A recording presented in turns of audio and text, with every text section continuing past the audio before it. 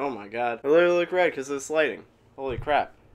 Can I move this? I think I just have to move myself. Hello everyone, welcome back to Tom's Takes. As you might have noticed, this is a different setting than the last video. Also, I have allergies right now, and I know it's allergies because I went to the doctor, and the doctor was like, yo, you having a reaction to something in your environment, maybe mold, maybe pollen, I don't know, but something like that. But yeah, this whole Tom's Takes series is going to be wherever I can film it. And right now that's my room, and my overhead lighting is awful, so I did this whole setup where I tried to use natural lighting, but it didn't really work out as well as I had hoped. It doesn't fill the picture correctly, doesn't fill my face as well. So I was like, you know, let me try this lamp. And the lamp, this is as good as it gets. But this mood, this lighting works for what I want to talk about today, because I want to talk about 13 reasons why. So for a minute, I've been wanting to just share my thoughts in a more legitimate way than Twitter rants as far as 13 reasons why, because I got some feelings, and I got some opinions, and I got some takes on this show. The thing about 13 reasons why was I watched it. You guys can blame Awestruck Vox and Retro Nemo for pushing me to watch this show, and the reason they wanted me to watch it was they wanted to hear my take on it, and they know my take, but now I want to tell y'all how I feel about this. So the first season is bad, but it's entertaining. Then you get to season 2, and it's just not good. It's lost. Like, it's not even fun to watch. It's just sad and depressing. Like, not even the content. Just like, wow, someone actually put work into this. Now, I'm not gonna show any footage. I'm not gonna show any clips because I don't feel like seeking out that stuff. You know, just trust me when I say you don't need to waste your time on watching this show. If you want to watch season 1, I mean, go ahead, but, you know, if you feel the need to watch season 2 after that, just take my advice and just don't. You're better off not wasting that 13 hours of your life. You might end season 1 and be like, man, I want to see what happens next.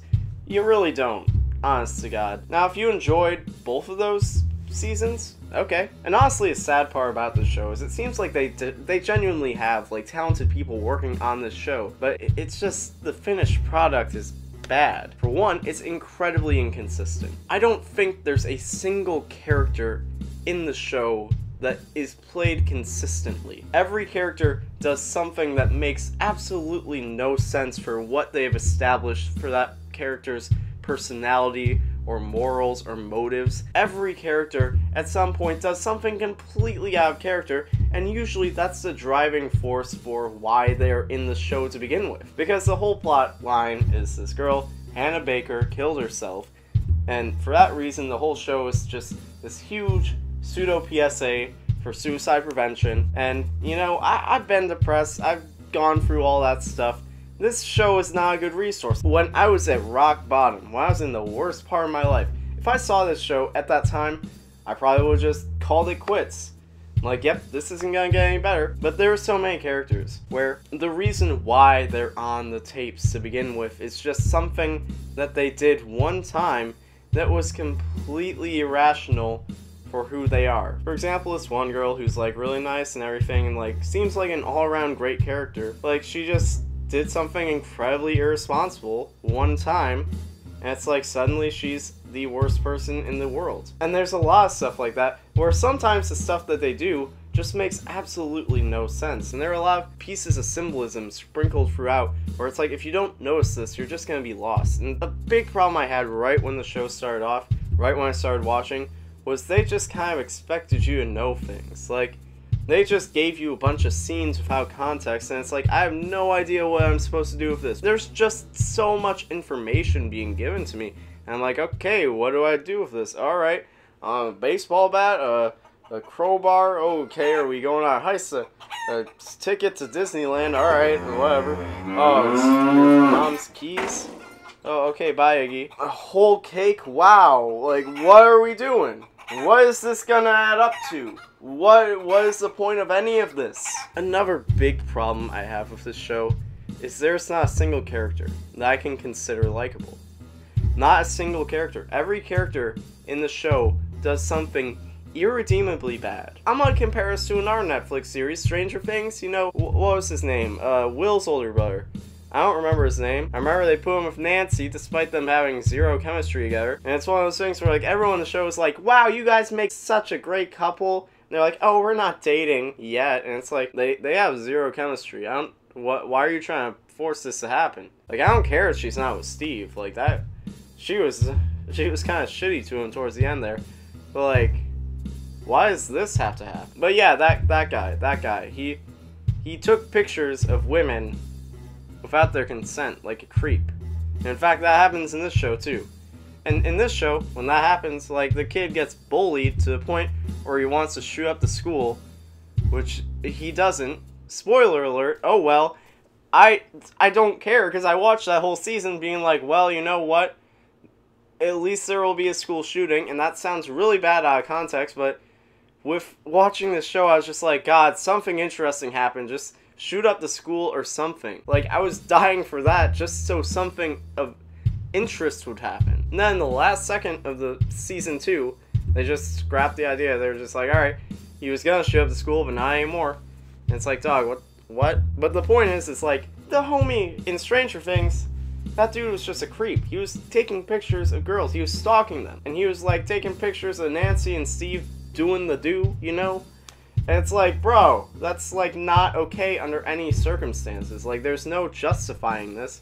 And yet they try and turn the character around and be like, yo, you should really, like, you know, you should like this character. It's like, I can't connect with this guy because I know he's a creep. And that's like every character in 13 Reasons Why. Like, this dude raped this girl. This guy assaulted her. This guy was a part of this whole sex dungeon that they had going on. And like, don't even get me started on Justin, because Justin was such a prick in the first season, but then like the next season he was a completely different character, and you can be like, oh, he went for some life stuff, but nah, he just completely switched up. And also, can we point out that Justin constantly like berated Clay for his size, like calling him a little bitch, picking on him for being small, when it's like, dog, you're an inch taller than him. How you gonna act like he probably weighs more than you, honestly? But yeah, no, I mean, I can't get into that stuff, because we'll be here forever. Another big thing is the fact that there's just such a cynical worldview that comes with this entire show. Like, if you watch this show, it's just sad. And not only is it sad, but it makes it seem like everyone is just an awful person. Like, people are just needlessly cruel. And I mean everyone. Like, even the people who are, like, the good people. They're just mean for no reason. And don't even get me started on that last scene, like, towards the end of season 2. Like, dog, straight up, homies, like, this was, like, so unjustified. So basically, quick synopsis, like Bryce, he's just, like, this serial rapist, and oh my god, we saw way too much of him. I mean, in the physical sense. Like, they showed this picture of his full, just white, pale, pasty ass. It's just a huge, because he's not a small dude. Like, he's not fat, but, like, he's kind of, like, husky. You know what I mean? And he's just got this huge white ass, and they have a picture of him raping a girl where it's just on full display. And you see that picture way too many times. They'll hang a shot on that and just like leave it on the screen for an uncomfortable amount of time. They did that like 8 times throughout the season. And I might be exaggerating, but I can't exactly remember. I didn't go through and count every time, like, oh, there's the ass picture again. And they had a scene where like he thought about how he raped Hannah Baker, and it just pans down and shows his erect penis poking through his jeans. And it's like, homie, I didn't need to see any of that. Anyways, I was saying something. Oh yeah, he got on trial, and then like his buddy Montgomery, and I just want to say, like, I think it's funny how like one of the underlying like things going on in this show was the fact that Montgomery was on steroids. A homie is smaller than I am, and I am far from being on steroids. No one will ever come up to me and be like, damn dude, you on the juice? I can't suspend my disbelief to be like, yeah, that dude's on steroids, I can't believe it. No, homie's like a twig. Like, I guess that's why he needs to be on steroids, and Montgomery was trying to clear Bryce's name. What high schooler would be involved in something like this? There was a point where they went out in the middle of the desert, and they were just, like, pulling guns on each other, And I'm like, what? This never happened to me in high school. I don't think anyone I know, and I know a lot of people who have some wild stories from high school. I don't think anyone ever went out into the desert and had a standoff with a bunch of guns. Like, I don't think anybody has ever had that experience as a high schooler. But regardless, what happened next? Basically, Bryce kind of acknowledges that Montgomery was doing all this stuff when he didn't ask him to do it. And he was basically like, yo, I don't need you. Like, Bryce dumped Montgomery. And then he got, like, a bunch of his jock friends. And then they went in the boys' bathroom. They saw Tyler. Tyler had, like, the least to do with any of this of anyone on the main cast. But I guess he was just the easiest target or something. Montgomery smashes his face into the sink, into the mirror, like, dog, like, he shatters the sink. Like, homie, what? Like, that alone is crazy enough. And then they throw him into the stall. They gave him a swirly, which I don't think anyone has ever done in real life in the last 20 years. And then this is the best part. They took a mop and shoved it up his ass and just made it as graphic as possible. And this is why I'm telling you, you don't need to see season 2. Because that whole scene just ruined my entire week. I kept having, like, every time I closed my eyes, I would just see that scene. They even had a scene afterwards where Tyler was crapping out blood. Like, dog, I don't need to know. Like, there's no reason to have this in a show. There's no reason. And that leads me to my next point.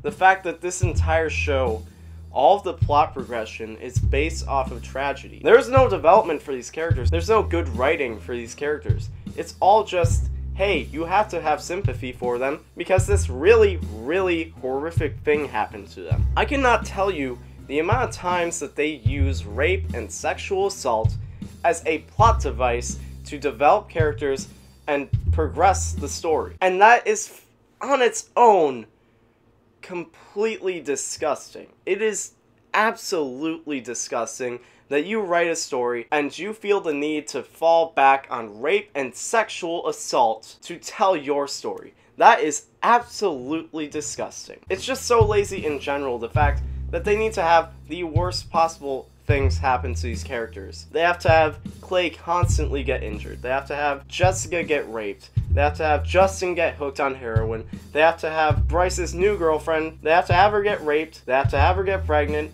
They have to have all this horrible stuff happen just for you to care at all about these characters, just to have any sympathy for them. They have to put them through these awful, disgusting things, and they're all things that only the most disturbed, inconsiderate, disgusting human beings would ever do to another person. The fact that there's a sex dungeon, there's literally a shed on the school campus where jocks lure girls to get them drunk, get them high, take their clothes off, take pictures of them sexually assaulting them. The fact that that is a thing that you felt the need to put in there, along with all this other stuff, is insane.